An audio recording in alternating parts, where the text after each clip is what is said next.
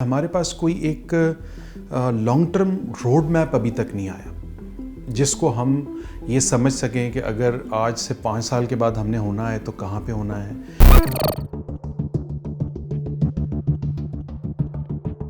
जो बजट है वो बहुत ज़रूरी है आम बंदे के हवाले से भी, और उसका समझना इसलिए भी ज़रूरी है कि budgets are basically for people, और आम तौर पे जो बजट बनाने वाले हैं वो आवाम के नुमाइंदे होते हैं। तो it's a sort of a performance appraisal as well कि हमने जिस मकसद के लिए वोट दिया क्या वाकई हमारी जो पॉलिसीज़ हैं उस तरह बन रही या नहीं बन रही।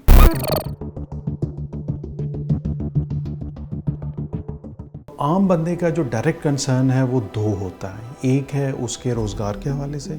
और दूसरा है इन्फ्लेशन या जिसको हम अफरात ज़र कहते हैं। तो जब भी बजट आता है हर साल तो लोग ये देखना चाहते हैं कि गवर्नमेंट की इस साल की पॉलिसीज़ क्या रहेंगी कि जिसकी वजह से रोज़गार के मौके मिल सकेंगे, और साथ ही साथ कुछ ऐसी अगर पॉलिसीज़ उसमें डिस्कस हुई हैं कि जिसकी वजह से हमारी जो इन्फ्लेशन है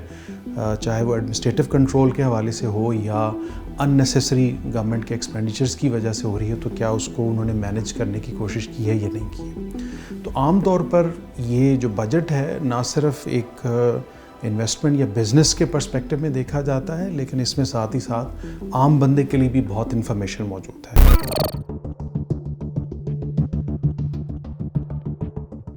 पीटीआई की गवर्नमेंट का या इस वक्त कोई भी गवर्नमेंट होती तो उनको जो सबसे बड़ा प्रॉब्लम है वो ये है कि इनके जो एक्सपेंडिचर्स हैं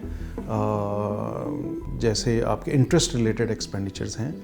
वो इनके लिए रिसोर्स की जो अवेलेबिलिटी है उसको बहुत उन्होंने कॉम्प्रोमाइज़ कर दिया है। जैसे अभी तकरीबन कोई 3% ऑफ द जीडीपी जो उनसे हैं वो इनके इंटरेस्ट एक्सपेंस है। साथ ही साथ इनका बहुत बड़ा जो एक्सपेंडिचर है वो पेंशन लायबिलिटीज़ के ऊपर भी जाता है। तो मैं ये समझता हूँ कि जो मौजूदा हुकूमत है इनके पास जिसको हम फिस्कल स्पेस कहते हैं उसकी अवेलेबिलिटी बहुत थोड़ी है,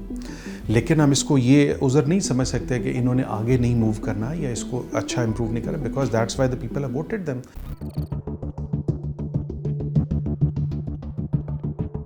हमारे पास कोई एक लॉन्ग टर्म रोड मैप अभी तक नहीं आया जिसको हम ये समझ सकें कि अगर आज से 5 साल के बाद हमने होना है तो कहाँ पे होना है, किस सेक्टर के क्या टारगेट्स हैं और किस तरीके से उसको आगे लेके चलना है। दूसरा जो हमें प्रॉब्लम मतलब है कि अभी तक महसूस हुआ गवर्नमेंट की तरफ से भी कि देखें जो सिस्टम है उसको उन्होंने बहुत ज़्यादा चेंज करने की कोशिश नहीं की। आइडियली स्पीकिंग दुनिया जिस तरह आगे बढ़ रही है वो यही है कि आपका प्रोफेशनलिज्म का दौर है, बजाय इसके कि आप हर चीज़ को गवर्नमेंट के ऊपर मतलब है कि थ्रू करने के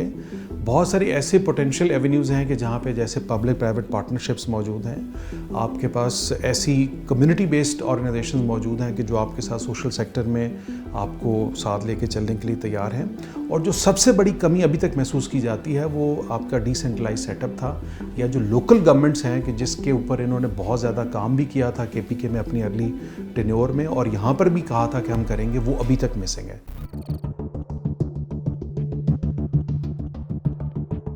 हमारी जो इकॉनमी है वो ऑन एवरेज तकरीबन 2-2.5% तक ग्रो करती है in worst cases as well.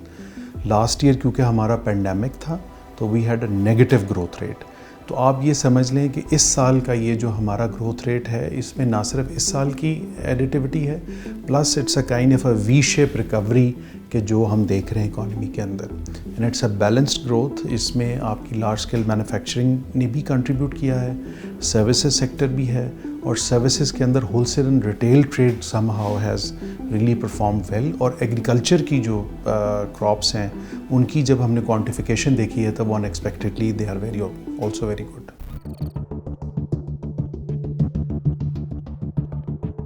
सबसे पहले तो हमें ये समझना चाहिए कि हमारा जो डेवलपमेंट बजट है वो बेसिकली क्या करता क्या है। डेवलपमेंट बजट का मतलब है एडिशन जो कि हमारी ओवरऑल इकॉनमी की आप एक किस्म की प्रोडक्टिव कैपेसिटी समझ लें। जैसे मिसाल के तौर पर अगर कहीं पर सड़क बनती है जो पहले नहीं थी तो अब उस सड़क की वजह से आपकी एक इकोनॉमिक एक्टिविटी क्रिएट हो सकती है। अगर कहीं पे डैम बनता है तो उसकी वजह से जो इलेक्ट्रिसिटी या पानी की स्टोरेज अब अवेलेबल है वो पहले नहीं थी। तो आप किसी कारोबार की तरह ये समझ सकते हैं कि डेवलपमेंट बजट पूरी इकॉनमी की एक किस्म की प्रोडक्टिव एक्टिविटी बढ़ाता है। اس میں اب پرابلم یہ ہے جس طرح آپ نے ابھی آئیڈینٹیفائی کیا کہ کن سیکٹرز کو فوکس کیا جائے. جو عام طور پر سب سے زیادہ گروتھ انہانسنگ سیکٹرز ہیں وہ سوشل سیکٹر ہوتے ہیں. جیسے مثال کے طور پر ہیلتھ ہے, اور اسپیشلی پینڈیمک کے بعد اس چیز کے بارے میں ریئلائزیشن ہے کہ ہمارا جو ہیلتھ انفراسٹرکچر ہے شاید وہ اتنا ایڈیکویٹ نہیں ہے کہ ہم اس قسم کے بڑے شوق کو پلس ایسے ولربل لوگس کو مینیج کر سکیں فرام پبلک ہیلتھ پرسپیکٹیو, جو کہ ہونا چاہیے آئیڈیلی اسپیکنگ.